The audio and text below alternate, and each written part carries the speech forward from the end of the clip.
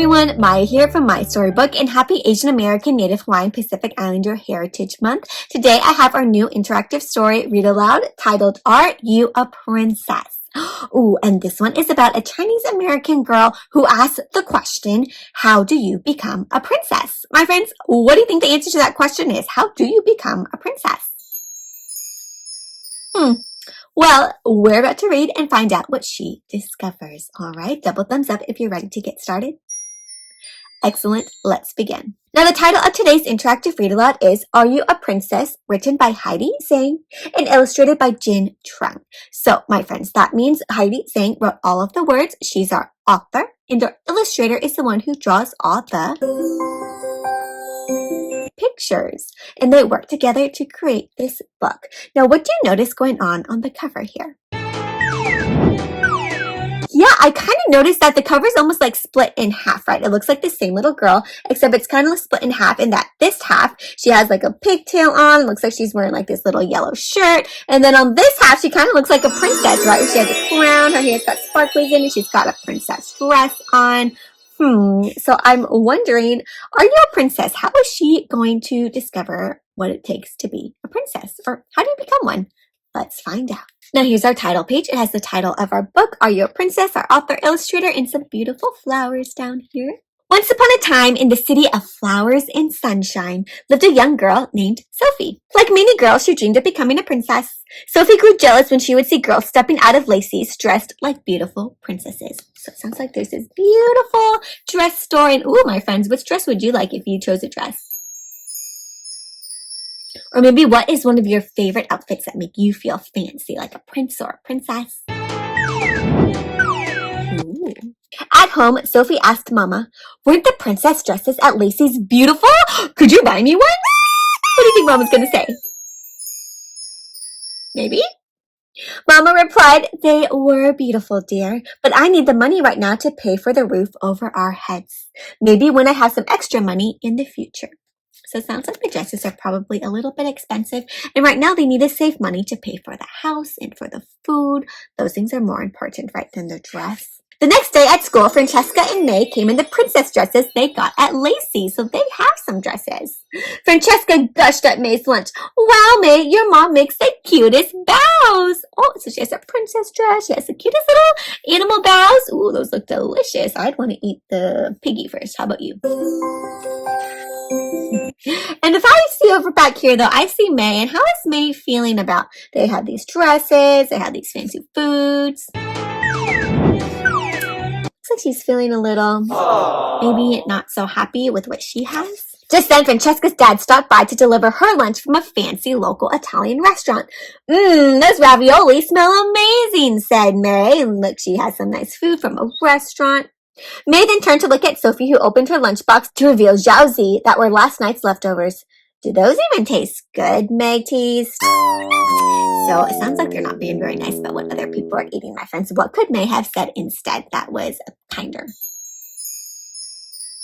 Because how does that make May feel when she says that?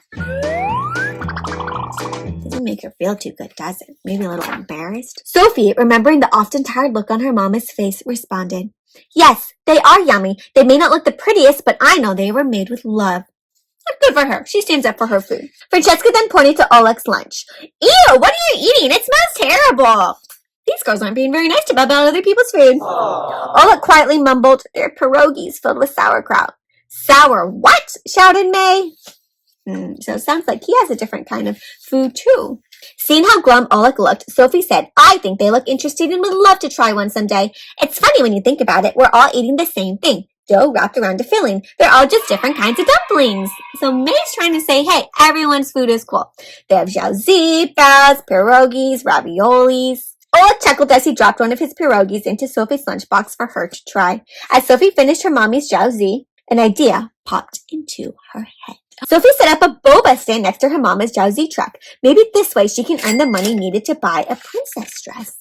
So she is going to try to make some money to buy the dress. They don't have enough, so she's going to try to make some.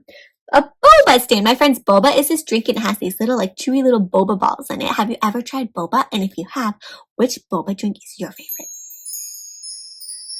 Ooh, that sounds like a good one. Sophie was feeling blue at the end of the day, however, as her only customer was Abuelita Lola, the frutera, our fruit vendor on this same street. Sounds like she only had one customer. The next day, Sophie brought a loudspeaker to announce her new deal. Suddenly, many construction workers came from around the corner to Sophie's stand. Buy one, get one free. Oh, that's a good idea. So she buy one, get one free. Look at all the construction workers. A lot of people came to get one. We heard about your boba special through your loudspeaker. This is a perfect drink to help cool off after work. We'll also buy some jiaozi and fruit for lunch while we're here, said one of the construction workers. So she had a good idea to make sure everyone could hear about her boba, and it's working. She's even helping her mom and Abuelita get some customers. Sophie's boba stand became so popular that she'd often sell out, but she always saves them for the construction workers who returned day after day, her first customers. That's kind of her. Sophie soon found herself at Lacey's with her mama to buy a princess dress using the money she worked hard for. Her dream of becoming a princess was finally coming true. So she actually got her dress. She raised enough money herself. She worked hard to get the money to buy her dress.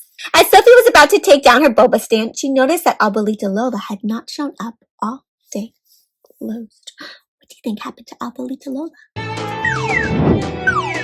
But notice also that she looks different, right, in her princess dress. Where's Abuelita Lola? Sophie asked her mama. Mama responded sadly. Her legs are weakening with age, so it's getting harder for her to work. Sophie wanted to cry at this news. Abuelita Lola had watched her grow up and was like a grandma to her. Sounds like Abuelita's getting older and can't work as much. That makes Sophie feel sad.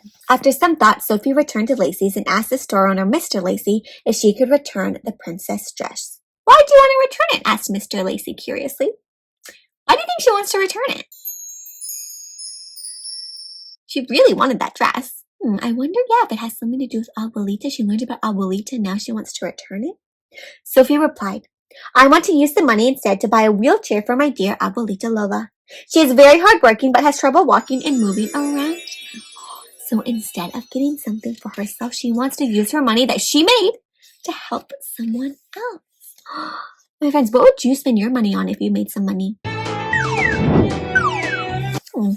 That is very nice of you, Mr. Lacey told Sophie. Here's your money back to buy the wheelchair. But wait, I'd also like to give something to your Abuelita Lola. Mr. Lacey pulled out a long box from underneath the counter. He opened it and presented it to Sophie. A royal staff to help Her Majesty stand again. Oh, a royal staff. Look at all these people being so kind to Abuelita Lola. Sophie ran excitedly to Abuelita Lola to give her the wheelchair and the royal staff. People in the city gathered to welcome Abuelita back to her fruit cart. So thanks to the wheelchair and the staff, she can now come back and work. And look at all these people who are there to support her. How do you think Abuelita Lola feels when Sophie came to give her these special gifts? Really happy and grateful? How can you return your princess dress? You loved it so much, Abuelita Lola asked Sophie. I can wait a bit longer to become a princess. You are more important to me right now, replied Sophie. Silly chica, said Abuelita Lola with a wide smile. You are already a princess. It doesn't matter what you look like. You are kind and noble at heart, and that's what makes a true princess. Wow! So my friends, wearing a princess dress does not make you a princess. What's really important to become a princess or a prince is to have a kind and noble heart. So to be a really kind person and to care for others, that's what makes you a prince or a princess, a really special person. 3 cheers for Princess Sophie, yelled Oleg as Sophie was lifted into the air amid a chorus of cheers. She learned that to become a real princess, it really just matters to be kind and helpful to others. And look at everyone celebrating her. When you do something really kind for others, my friends, it makes you feel really good. What is something kind that you have done lately for someone else? And also, what is something kind you think you can do after you're done reading this story? I bet that will make someone really happy. So my friends, if you want to check out this book yourself, there's some other questions at the end. There's some more pictures of the beautiful dumplings, all the yummy dumplings they tried. Otherwise, that brings us to the end of Are You a Princess? My friends, what was one of your favorite parts about this story?